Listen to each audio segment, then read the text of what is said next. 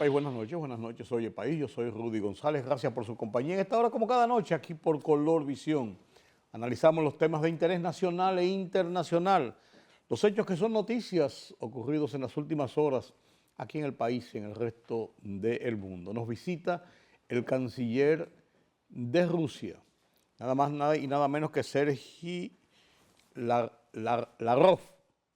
Es uno de los dirigentes emblemáticos de la Federación Rusa, con más de 20 años en la posición como canciller, un hombre de confianza del presidente Vladimir Putin. ¿Qué hace en República Dominicana? Ya veremos, ya veremos. La cumbre presentada por el presidente Luis Abinader sobre el tema Haití al liderazgo político nacional va cogiendo fuerza, ya hay opiniones sobre el tema y abogamos porque esto se pudiera producir, importante para todos. ¿Qué está pasando con todo el andamiaje, con todo el tema de las repatriaciones, el comercio con Haití, todas estas tensiones y lo que está pasando en el mismo pueblo haitiano en los últimos días? Vamos a analizarlo con un poquito de calma. Falleció antes de ayer, domingo, lunes, el alto dirigente de muchos años, emblemático del PRD, luego del PRM, José del Carmen Marcano, una de las gentes, una de las personas del entorno de aquella tendencia del presidente Salvador Jorge Blanco. José del Carmen Marcano ocupó varias posiciones en el Estado, fue ministro de Industria y Comercio, secretario de Industria y Comercio, que era como se llamaba el puesto, y era un hombre de la cúpula del PRD, de los que tenían mucha incidencia y mucha beligerancia en aquellas épocas de Fulgencio Espinal, de Atoy de Camps, de José Francisco Peña Gómez, de las figuras emblemáticas, Vicente Sánchez Baret, Don Antonio, muchos hombres que estuvieron ahí en las discusiones, en la palestra, el señor Ovalle, José Michelén, y José del Carmen Marcano fue de esta estructura PRDista. Falleció y sus restos fueron sepultados este martes en el Cementerio Cristo Redentor. Hubo manifestaciones de pesar de parte de la dirigencia política del país. Hace tiempo que estaba ya retirado, pero fue uno de esos hombres emblemáticos de la época del ejercicio del desarrollo de la política en República Dominicana luego de la revuelta de 1965 y cuando comenzó el interregno de procesos electorales, las luchas del PRD y el Partido Reformista en principio, después de la conformación del Partido de la Liberación Dominicana con la división de 1972, y de ahí continuó toda este accionar de la política nacional. Paz a los restos de José del Carmen Marcano. Hoy conversamos con Carlos Cuello sobre la situación de la economía. Lo último que tenemos son las posiciones del Fondo Monetario Internacional y de la CEPAL, que mide las proyecciones para América Latina en cuanto a su desarrollo económico, crecimiento, inflación, equilibrio financiero para el 2025 y las proyecciones incluso hasta para el 2026. Mi columna de esta semana en el Listín Diario, Oye País, que la titulo Una propuesta ineludible, hablando del tema de la cumbre convocada por el presidente Luis Abinader. Estos y otros temas después de la pausa.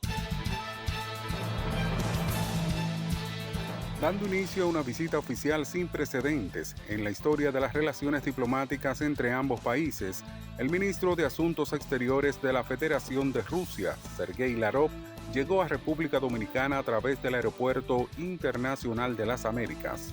Larope llega a Santo Domingo procedente de Río de Janeiro, donde participó en la reunión ministerial del Grupo BRICS en el contexto de la reciente apertura de la embajada rusa en la capital dominicana, que estará encabezada por Zeredin. El Ministerio de Asuntos Exteriores tiene previsto reunirse este miércoles con el presidente Luis Abinader y previamente con su homólogo dominicano, Roberto Álvarez, para abordar temas de interés bilateral y regional. El sector empresarial de República Dominicana valoró como positiva y oportuna la convocatoria del gobierno a los expresidentes para dialogar sobre la crisis que atraviesa Haití y su impacto en el país.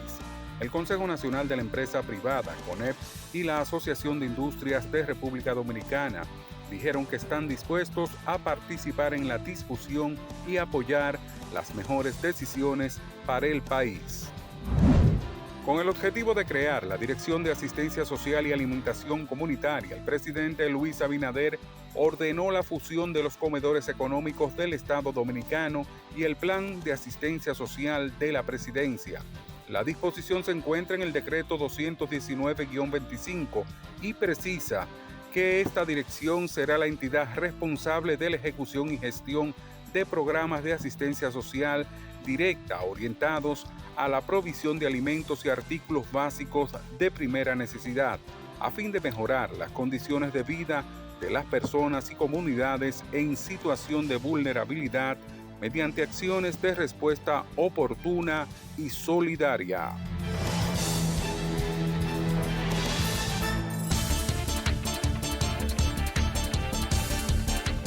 India tiene la intención de atacar Pakistán en las próximas 24 a 36 horas, declaró el ministro pakistaní de Información Atalaud Tarar. Pakistán tiene información creíble de que India pretende lanzar un ataque militar en las próximas 24 a 36 horas, utilizando el incidente de Pahalgam como falso pretexto, escribió en su cuenta de la red social X. Cualquier acto de agresión será respondido con contundencia. India será plenamente responsable de cualquier consecuencia grave en la región, añadió.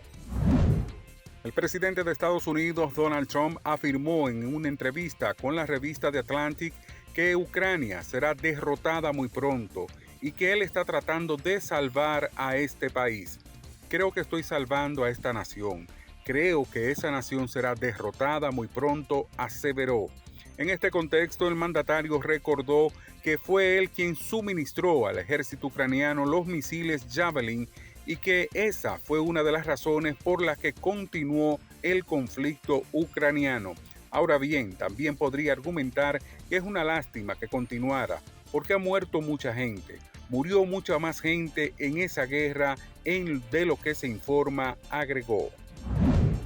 La Asociación de Empleados Laicos del Vaticano, entidad de trabajadores reconocida en la Santa Sede, denunció hoy que sus salarios están congelados desde 2008 y pidió una mejora de sus condiciones a pocos días de que se celebre el cónclave para elegir al nuevo Papa.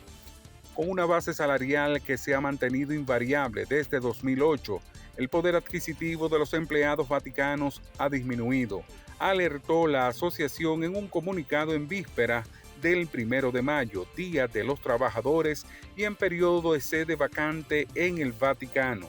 La transición entre la muerte de un papa y la elección de su sucesor. La libertad solo reside en los estados en los que el pueblo tiene el poder absoluto. Por el respeto a los valores democráticos y la dignidad del pueblo dominicano, El Rumbo de la Tarde, plural, objetivo, comprometido siempre con la verdad. Con Georgie Rodríguez, Rudy González y Ramón Colombo. Los poderosos ya están en el aire.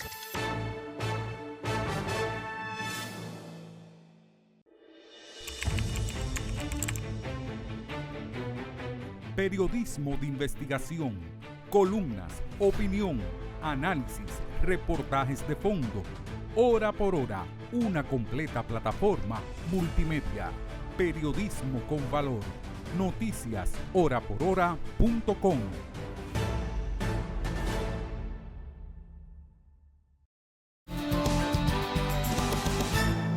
tengo mi convicción. Hay gente que se ha enojado por algunos comunicadores o algunas personas que hemos opinado en la dirección de que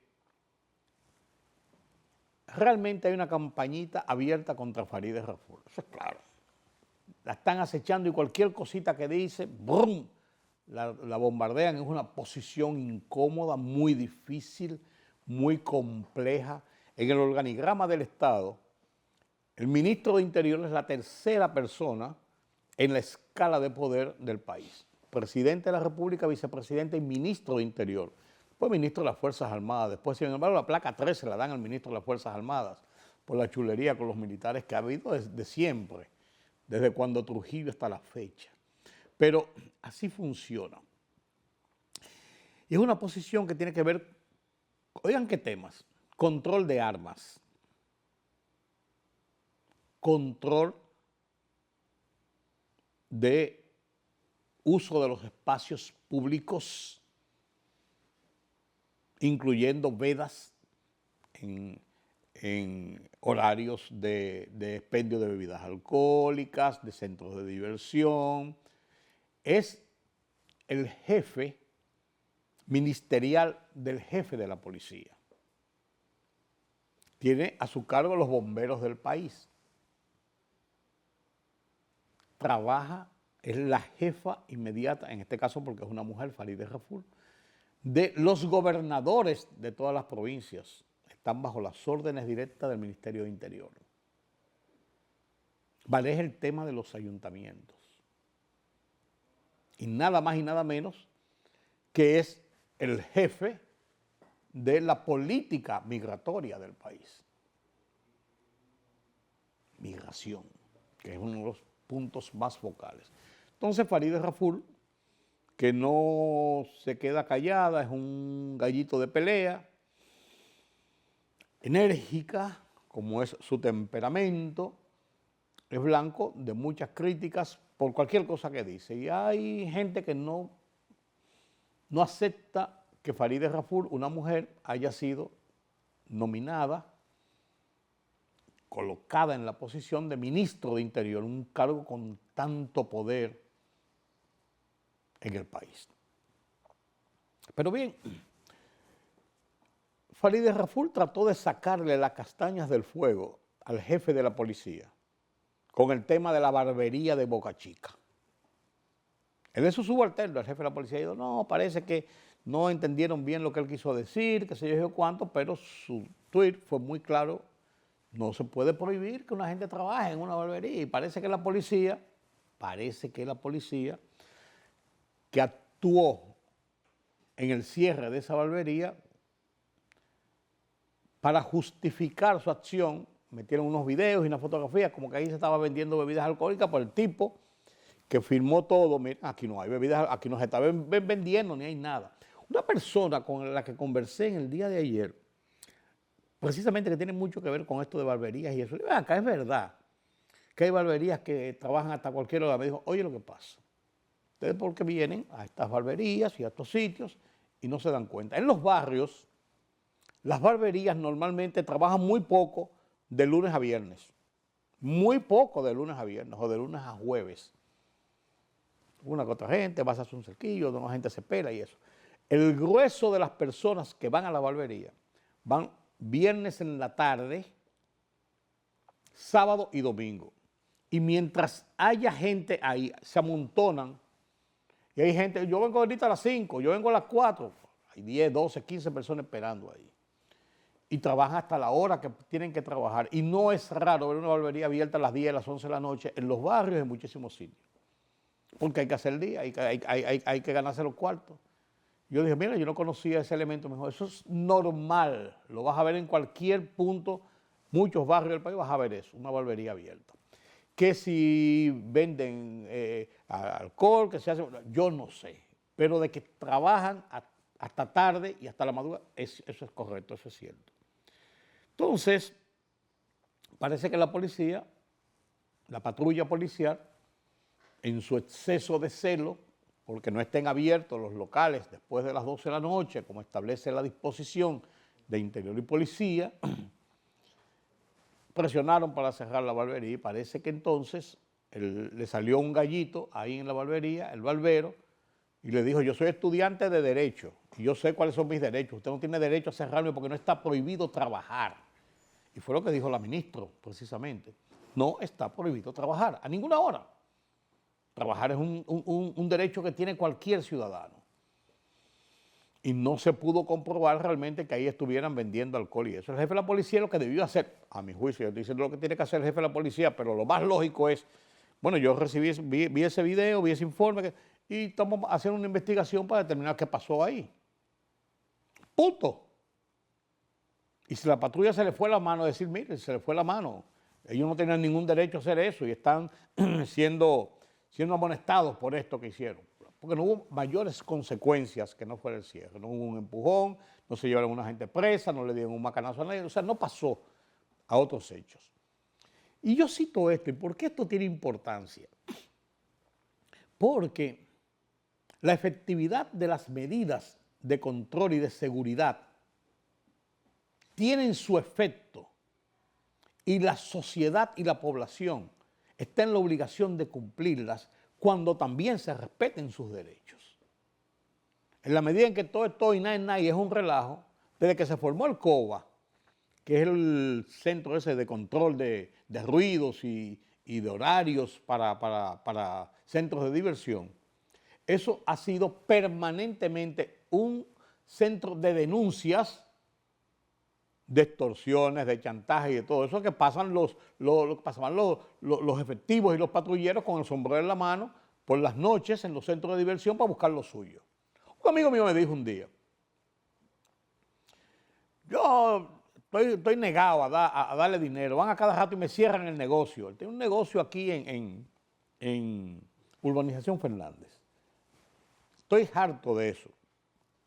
Me lo cierran. Y van ahí, voy buscando lo de ellos, yo no le voy a dar mi dinero. Unas semanas después, conversando con ese mismo amigo, me dijo, mira, yo me di cuenta que estaba cometiendo un error. Cuando llegaba la patrulla a las 12:05 y me cerraba el negocio, yo dejaba de vender, tenía que sacar a todos los parroquianos que habían ahí, todos los clientes, y cerrar el negocio. Desde que llegué a un acuerdo con el tipo que patrulla la zona, y le doy 3,000, 4,000 pesos, a veces hasta 5,000, cuando es un fin de semana bueno que hay, de esos fines de semana largos. Le doy eso y yo gano mucho más porque me dejan abierto hasta las 2, las 3 de la mañana. Lo que me dicen es, cierre la puerta para que no salga la bulla, no haga mucho movimiento, no haga mucho bulto, pero opere ahí adentro. Entonces yo gano más manteniéndome abierto 2 o 3 horas en la madrugada, hasta las 2, las 3 de la mañana, hasta la hora que me dé la gana. Y le doy los 4,000 pesos. Entonces es un negocio, eso es parte de la estructura de negocio ya, y yo aprendí la lección. Pero eso no puede ser. Eso no puede ser. Entonces, en la medida en que se respete el derecho de la gente, en esa misma medida la gente tiene la obligación, la sociedad, de respetar las medidas oficiales y a la autoridad que la impone. Entonces, por eso, ese FAO del jefe de la policía, un FAO del jefe de la policía, tiene un significado importante en un momento en que se está tratando, y lo ha dicho la propia ministra de Interior, de poner orden, de establecer medidas rasas en que se le aplique a todo el mundo. Hay gente que dice, bueno, ahí está una discoteca tal o fulano Perenceja que se mantiene hasta tal hora o hasta lo que le dé la gana. A fulano no le cierran, a Perencejo sí. Pero para usted llegar a tener fuerza en esa demanda de que sea una aplicación general, usted tiene también que respetar la disposición oficial y respetar a la autoridad. Una cosa va de la mano de la otra. Por eso el FAO del jefe de la policía pone en el contexto una situación que no debió pasar. Así es. Miren, el canciller de Rusia, Sergei Lavrov, está en República Dominicana, estaba en la cumbre, una de las cumbres del BRICS en Brasil, y de retorno a la Federación Rusa, a Moscú, hizo escala en República Dominicana. La primera vez que viene un canciller ruso a República Dominicana. Ha venido un vicecanciller, han venido otros altos funcionarios en un momento determinado. En República Dominicana, que tiene relaciones con Rusia desde 1945, hace 80 años, desde que hubo la partición de Yalta y se dividió el mundo, República Dominicana y Rusia tienen relaciones. Sin embargo, nunca ha habido una embajada, una sede de embajada de Rusia en República Dominicana. No la había tampoco de República Dominicana en Moscú. Sin embargo, en el 2010, me parece que fue, 2010 más o menos, 2010, 2011, 2012, se abrió una embajada de República Dominicana en Moscú. Y se abrió esta embajada, recuerdo fue Miguel Vargas, que era canciller. Se abrió esta embajada, una sede allá, y tenemos un embajador residente en Moscú. Las relaciones nunca han sido del otro mundo, sin embargo, el intercambio es tan interesante, principalmente en el área de turismo. Nosotros recibimos muchos turistas de Rusia. Es tan interesante y tan importante y tan significativo que en años posteriores, 2015, 2016 más o menos, se levantó la obligatoriedad de tener que disponer de una visa para entrar a Rusia, para los dominicanos. Se incrementó. La embajada que sirve, el embajador que sirve a República Dominicana o que servía a República Dominicana de Rusia, era residente en Venezuela. Era un embajador concurrente, como se llama. En Venezuela. Venía eventualmente a República Dominicana, el embajador, a cosas muy puntuales. A ver la oficina que tenían aquí, punto, y se iba. Bueno, pues el canciller Lavrov está en República Dominicana y ha inaugurado una sede de la Embajada de Rusia en República Dominicana. O sea, elevamos a la categoría de tener una sede diplomática de Rusia en República Dominicana. ¿Qué significa esto? Mucha gente hace elucubraciones, la guerra de Trump con Rusia, los ucranianos, que si China sí o no o tampoco, y las presiones y las tensiones. No, yo creo que el mundo va consolidando el estado de sus relaciones y no es menos importante el que República Dominicana, un país del Caribe, tenga también un marco de relaciones importantes con un país como lo es la Federación Rusa. Yo creo que eso no tiene ninguna duda. Importante visita la del canciller ruso a República Dominicana y los propósitos principales de su viaje. Enhorabuena. Y no puedo dejar de referirme a la cumbre propuesta por el presidente Luis Abinader a los 3 expresidentes que de por sí representan los 3 grandes partidos del sistema político de República Dominicana. Hipólito Mejía del PRM, Leonel Fernández de la Fuerza del Pueblo y Danilo Medina del PLD. El presidente los ha convocado, se está haciendo formal ya en esta semana con una carta directa del presidente, los está convocando para reunirse y discutir. Él dice que puede ser entre todos juntos, los 4, que puede ser 1 a 1, reunirse con cada uno individualmente, en el palacio o en el lugar que ellos decidan. El presidente ha abierto un abanico de posibilidades en un esfuerzo por analizar, discutir y buscar un consenso de opiniones y de objetivos de República Dominicana frente a la crisis de Haití. Lo que nos representa a nosotros el tema migratorio, que nos está causando serios problemas, y las expectativas y las tensiones que nos genera la violencia y el estado de anarquía institucional en que vive Haití. Yo creo, repito, lo comentaba ayer con ustedes, de que esto es un paso importante, porque el tema de Haití no es un tema del gobierno, es un tema del Estado dominicano, es un tema de la sociedad dominicana, es un tema país. Y tiene que discutirse, analizarse, tomar decisiones directamente a nivel nacional. Usted puede estar de acuerdo con una medida, puede estar de acuerdo con otra, puede decir que por qué no ajustamos aquí, que por qué no hacemos esto, pero en sentido general hay que pensar como nación frente a un problema que tenemos encima y que no podemos darle de lado ni por desidia, ni por egos, ni por rebatiñas políticas, porque esto es una situación de nación.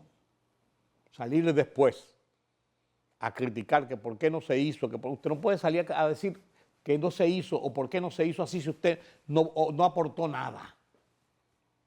Entonces yo creo que esta es una oportunidad y creo que es un buen ejercicio de nuestro comportamiento político. En República Dominicana las diferencias políticas no son tan grandes y no son inzanjables. Leonel Fernández y Luis Abinader o Hipólito Mejía y Danilo y Luis y Danilo y Leonel se reúnen en muchísimos escenarios, en una funeraria, en un hospital, en un acto público, se reúnen, se saludan, o sea, no hay una enemistad que los separe de tal forma que no puedan verse, hablarse o no tomar decisiones de conjunto. Yo creo que hay que aprovechar esa coyuntura y actuar en consecuencia sobre la crisis de Haití. Precisamente sobre el tema de esta cumbre, escribí mi columna de esta semana en el Listín Diario, que se llama igual que este programa Oye País. Lo titulo Una propuesta ineludible. La comparto con ustedes a continuación. El impacto de la crisis en Haití afecta directamente y pone en riesgo la estabilidad de la República Dominicana. Por ello, es totalmente correcta la convocatoria del presidente Abinader a los 3 expresidentes que tiene el país: Hipólito del PRM, Leonel de la Fuerza del Pueblo y Danilo del Partido de la Liberación Dominicana.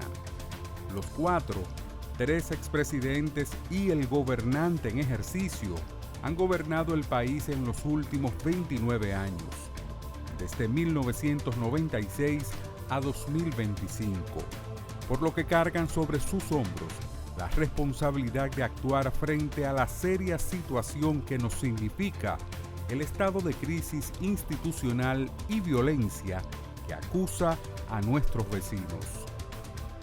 Ante esta convocatoria directa de Abinader, resultan baladíes las quejas de opositores de que muchas medidas ya están en aplicación, de que no están de acuerdo con tal o cual acción, que se debe o debió ser de esta o aquella manera y sobre todo que con el enfrentamiento decisivo a la desenfrenada migración de indocumentados y sus efectos se procura ganar capital político. Tenemos una situación en Haití sin precedentes históricos. Por lo tanto, ello enfrenta a retos sin precedentes a República Dominicana. Y yo le hago una invitación personal a los expresidentes a que nos reunamos, ojalá hacerlo los 4 juntos. Si no, yo lo hago de manera separada. Si alguno de ellos no quiere venir a Palacio, coordinamos dónde reunirnos. Pero yo pienso que tenemos que tener una actitud de unidad nacional en este tema. Esta declaración pública es clara, no deja dudas ni suspicacias. Es una propuesta que obliga a los expresidentes a aceptarla y a actuar en consecuencia. De lo contrario, estarán enseñando el refajo sobre un tema tan grave e ineludible para el presente y futuro inmediato del país.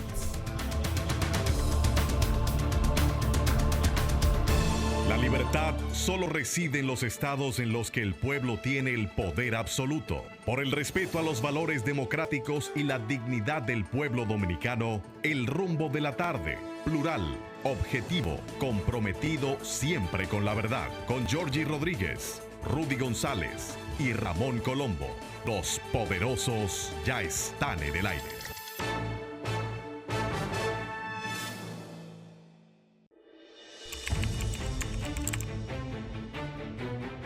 Periodismo de investigación, columnas, opinión, análisis, reportajes de fondo, hora por hora, una completa plataforma multimedia.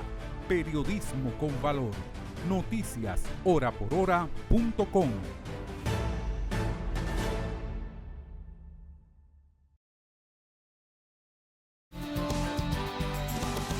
Gracias por continuar con nosotros aquí en Oye País.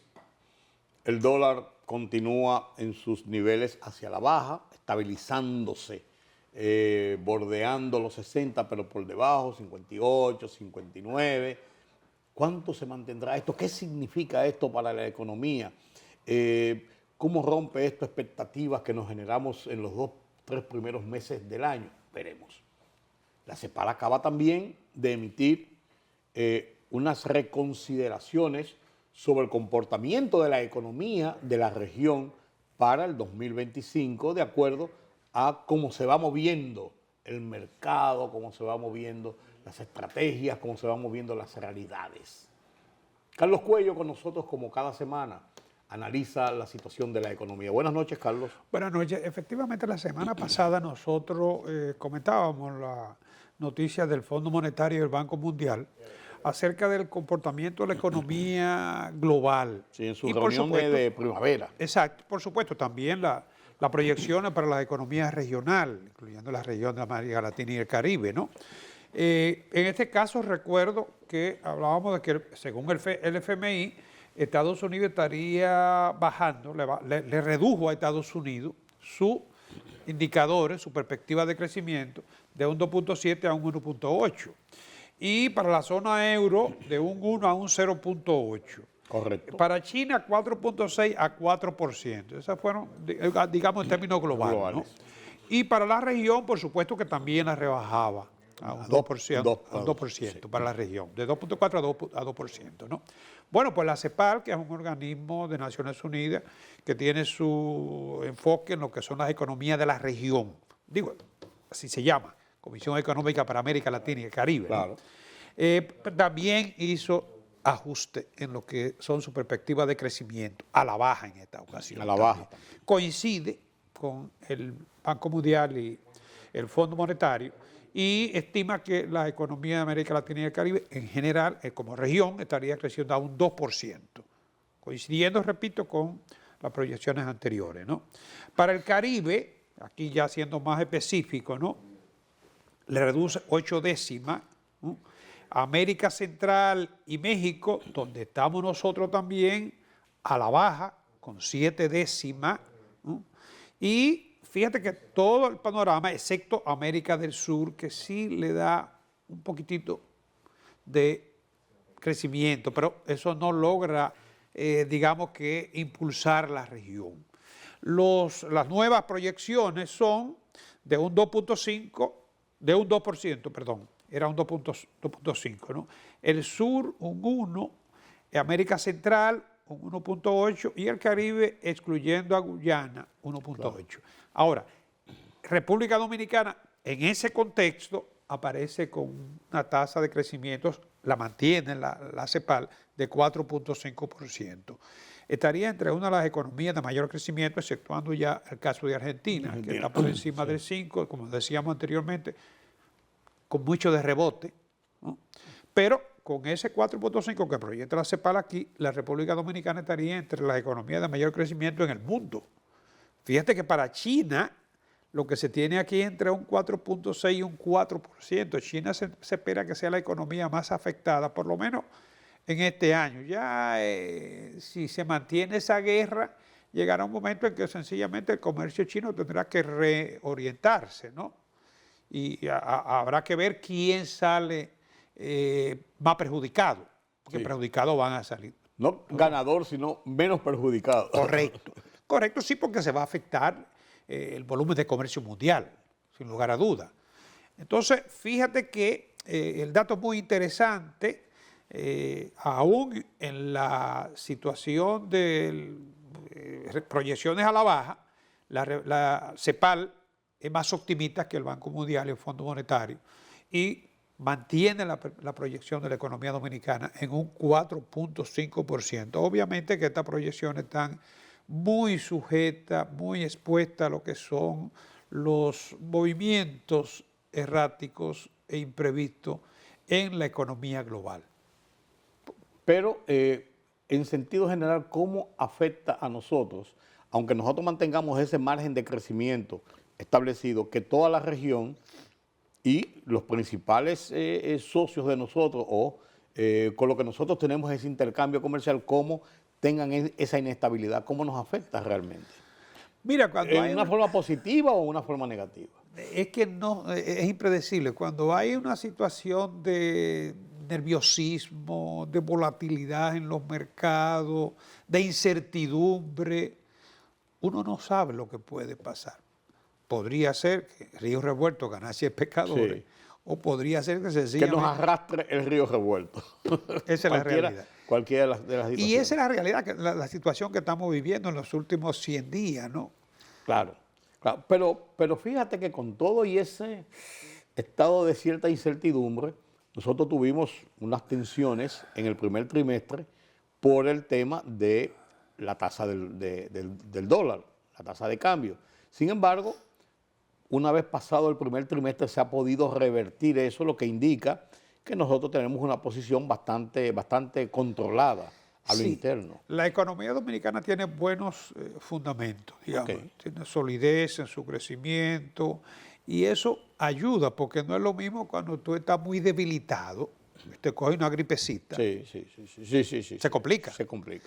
Entonces- Puede llegar a neumonía. Exacto. Gracias a Dios la economía dominicana, con la excepción del año de la pandemia, ¿no?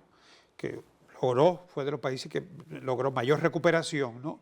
Ha mantenido su ritmo de crecimiento.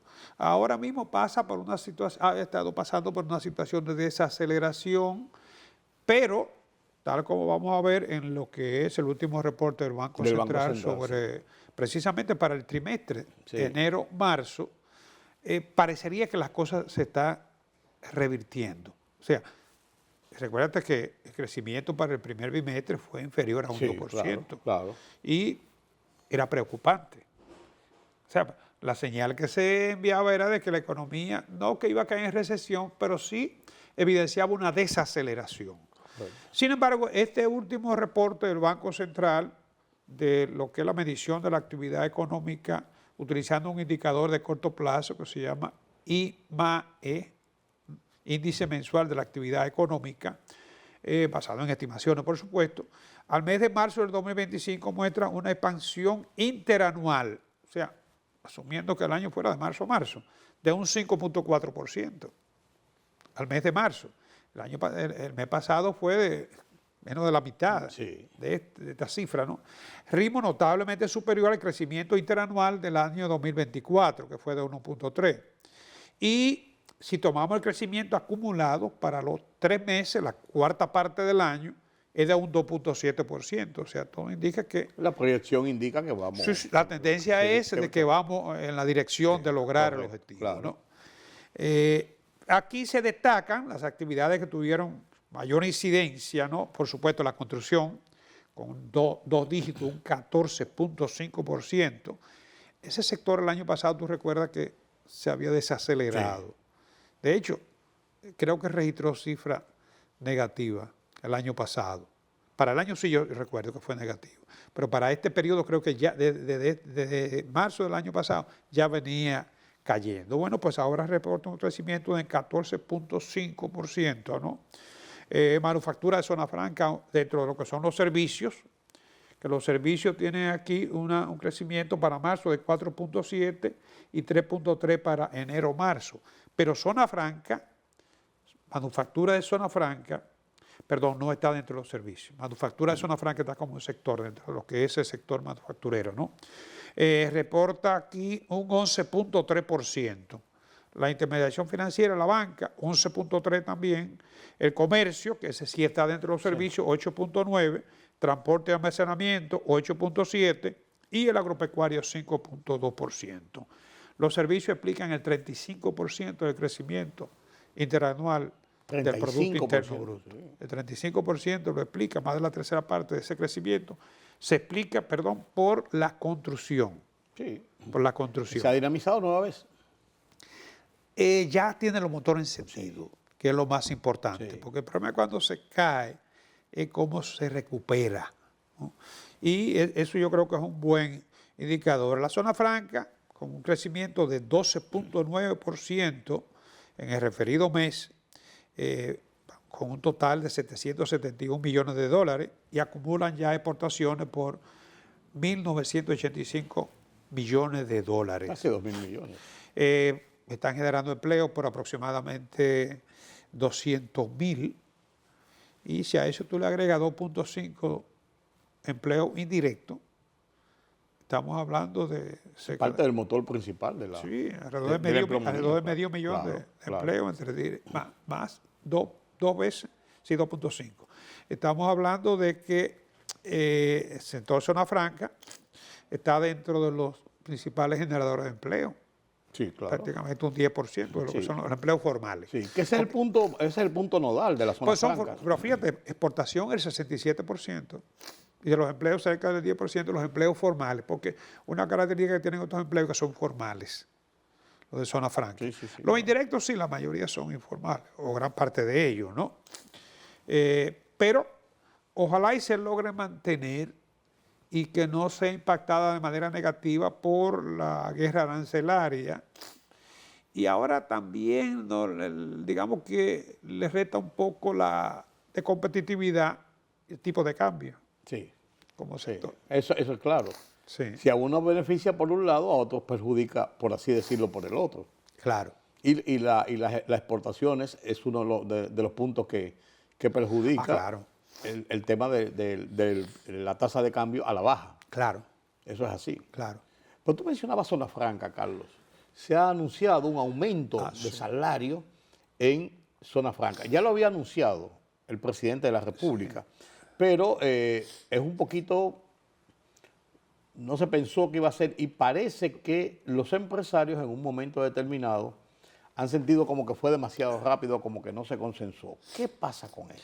Parece que hubo consenso porque lo que he visto de algunos sectores representativos de la zona franca o grupos de la zona franca que están de acuerdo, o sea, por lo visto en la mesa del diálogo tripartito hubo acuerdo para que no lesionara al sector ni perjudicara a la economía. O sea que cualquier salario mínimo, que obviamente es una manera de fijar precio al margen del mercado, debe tomar en cuenta el mercado. Y cuando hablo de mercado, no solamente me refiero a lo que son los salarios locales, sino los salarios en la región. Claro, tú tienes que tener punto de referencia. El principal insumo de exportación en el caso de la zona franca es la mano de obra. Claro. Claro. El costo de mano de obra es vital. Y ese es uno de los principales atractivos para que las empresas multinacionales vengan a estos países. Yo vi una declaración que dicen la gente de Zona Franca que ellos habían hecho ya un aumento de salario en los primeros meses de este año. Mi pregunta es la siguiente: ¿se le aplica ese aumento que se había hecho a este 20%? O sea, se dice, aumentamos un 10, bueno, tenemos que aumentar un 10 para completar el 20, o es un 20 adicional a los que habían hecho en algunos puntos. No sé la respuesta. Fíjate, cuando se establece un salario mínimo, por lo regular se parte de una base. Si tú tenías 15,000 y aumenta un 20%, se supone que pasa de 15 a 18. a 18. Sí, un 3%, que es el... Si tú estás pagando 18,500, no te aplica, porque 18 sería el mínimo. El mínimo. Si tú estás pagando, porque hiciste un reajuste, digamos, de 15 que era antes y tú estás pagando 16, entonces va a ajustar la diferencia. Ajusta la diferencia. Esa es la explicación que yo O sea, que tenía entendido. hasta cierto punto no le afecta. Si ya han hecho realmente esos ajustes. Exacto. O tienen unos salarios más o menos que se equiparan dentro de esto. ¿Cómo tú ves entonces el tema de zona franca con estos ajustes y con esta situación que está pasando entre los aranceles, entre la realidad de lo que pasa con zona franca? Mira, los salarios de zona franca siguen siendo dentro de lo que son los salarios mínimos a nivel nacional. El que tiene el segmento más fuerte, obviamente, que es el salario mínimo del sector privado no sectorizado. Pero aquí hay como 16 o 17 escalas salariales. Sí. El de la zona franca es uno, el de los hoteles, el turismo, o sea. La agricultura, la construcción, Sí. o sea, hay diferentes segmentos. Fíjate que después que se revisa el salario mínimo nacional, Sí. entonces se revisan los sectoriales. Desde luego, si alguna empresa de esta sectorizada quisiera pagar salario mínimo no sectorizado, nada se lo impide. No, claro, al contrario, bienvenido seas. Y no descarto que algunas quizá lo hagan. Sí. El caso, por ejemplo, de lo que estábamos hablando, que es posible que muchas zonas francas ya habían hecho algunos ajustes para más o menos entrar dentro del mercado y entonces, de buenas a primeras, el nuevo aumento no nos sorprende con un gran aumento. Ha de haber algunas empresas de zona franca que tengan salario no solamente superior a los del sector, sino incluso al salario mínimo. salario mínimo. Sí, porque el incremento de salarial, la compensación salarial... Es un incentivo al trabajo. Claro. Incide directamente sobre la productividad del trabajador. Necesariamente. Entonces, fíjate que en este caso, con el 25%, el salario mínimo de zona franca actualmente es de 16.700. Esto viene siendo, tengo aquí la escala de la empresa pequeña, a partir del 1 de abril, que fue el reajuste que se hizo actualmente, es de 17.193,12. El de zona franca quedaría ahora, hay que destacar que el ajuste se va a hacer igual que el anterior, en 12. En dos partidos. Dos partidas, 13 y 12. O sea, no es el 25 de golpe, ¿no? Con ese 13, ahora, el salario que era antes, 16.700, te digo, ligeramente superior al de la empresa pequeña, 18. que es 17.200. Entonces, ese salario quedaría en 18.871. La empresa pequeña quedaría en 18.421, pero en febrero del 2026. Zona franca en febrero del 2026, con la segunda parte, Eso va a 19.000. pasaríamos a 20.875, 20.800. que estaría ahí por debajo, obviamente, de la empresa mediana, que ahora mismo tiene 25.600, ¿no? Pero sí estaría por encima de lo que es la empresa pequeña, que a partir de febrero del 26 tendría 18.421. O sea que está entre la empresa pequeña y la mediana. Sí, pero es un incentivo como quiera que sea. Claro que sí. Cualquier incremento de salario Es un incentivo. le da al trabajador, como tú dices, un aliciente. Y un ¿no? sentido de reconocimiento, de que se valora lo que se está haciendo, aunque sea obligatorio como sea.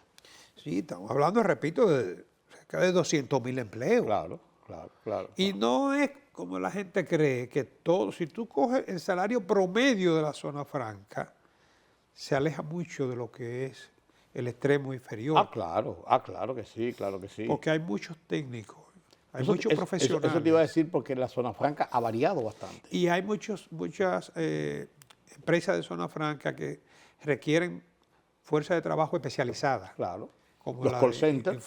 o informática, por O los ejemplo. informáticos, o los de insumos médicos, Y ahí hospitalarios. conozco casos de compensación salarial que van más allá de lo que pueden ser 5 salarios mínimos. Oye, bien. En algunos casos hasta de 10 salarios Hasta de mínimos. 10. Bueno, Carlos, gracias por tus comentarios sobre la situación de la economía. No estamos tan mal. Bueno, así concluimos el mes de abril. Vamos a ver qué nos trae mayo, Nos vemos el mes que viene. si Dios así nos lo permite. Y feliz día del trabajo. Feliz adelantado, claro que sí. Sí, bueno, adelantado. Sí, porque el feriado es el lunes. Sí, pero esa es la celebración. Pero el Día del Trabajo es realmente primero de día mayo. fue el 1 de mayo. Siempre será así. Gracias, amigos, por acompañarnos en este conversatorio con Carlos Cuello sobre la situación de la economía. Con esto concluimos nuestra emisión de hoy de Oye País. Gracias por su compañía. Mañana tenemos una cita nueva vez aquí en Color Visión. Pasen un feliz resto de la noche. Yo soy Rudy González. Hasta mañana.